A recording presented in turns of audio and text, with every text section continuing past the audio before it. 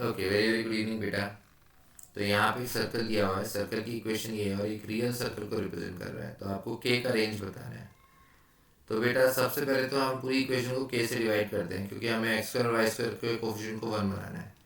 तो अगर के से डिवाइड किया तो यहाँ माइनस वन बाई के आएगा एक्स के साथ, फिर माइनस वन बाई के आएगा वाई के साथ, और फिर इधर कांस्टेंट के को के से डिवाइड किया तो कांस्टेंट बना वन।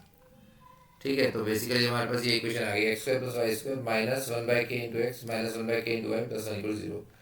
अब रियल सर्कल का मतलब कंडीशन होता है G square plus F square minus C should be greater than और इक्वल टू जीरो, क्योंकि आर स्क्वायर का ये फॉर्मूला है, आर जो है उसका रूट होता है, तो आर स्क्वायर करेंगे G square plus F square minus C, ये पॉजिटिव ही होना चाहिए तभी हमारे पास रेडियस एग्जिस्ट करेगा।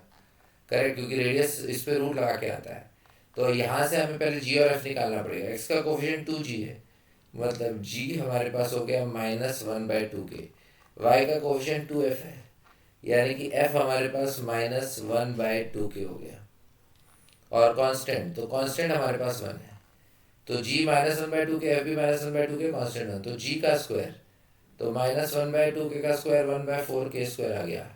फिर एफ का square minus one by two के का स्क्वायर वन बाई फोर के स्क्वायर आ गया, माइनस सी यानी कि वन इज ग्रेटर देन और इक्वल टू जीरो। तो वन बाई फोर के स्क्वायर वन बाई फोर के स्क्वायर, ये टू बाई फोर के स्क्वायर हो गया। करेक्ट, ग्रेटर देन और इक्वल टू वन, एक टू कैंसिल किया तो ये इस तरह से आ गया। अब to k square cross multiply कर दो तो one greater than equal to क्या आ जाएगा, टू के स्क्वायर, यानी कि के स्क्वायर लेस देन और इक्वल टू क्या आ जाएगा, हाफ।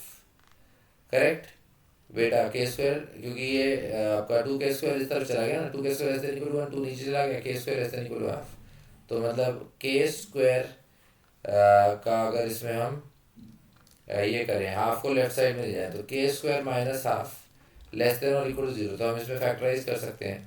के minus one by root two एक फैक्टर आएगा और दूसरा फैक्टर आएगा k plus one by root two. ठीक है, लेस देन और इक्वल टू जीरो, तो यहाँ पे हम वेवी का मेथड लगा सकते हैं। तो अगर वेवी का मेथड की बात करें तो K minus one by root two का रूट हो गया plus one by root two, और K plus one by root two का minus one by root two हो गया। तो वेवी का मेथड में यहाँ प्लस आएगा, फिर बीच में माइनस, फिर प्लस, क्योंकि दोनों पावर्स दोनों फैक्टर्स लीनियर हैं तो दोनों की पावर वन है, तो प्लस से माइनस माइनस से प्लस। अब हमें नेगेटिव वाला लेना है, तो नेगेटिव वाले का इंटरवल क्या हुआ बेटा, minus one by root two से plus one by root two के बीच में क्लोज इंटरवल।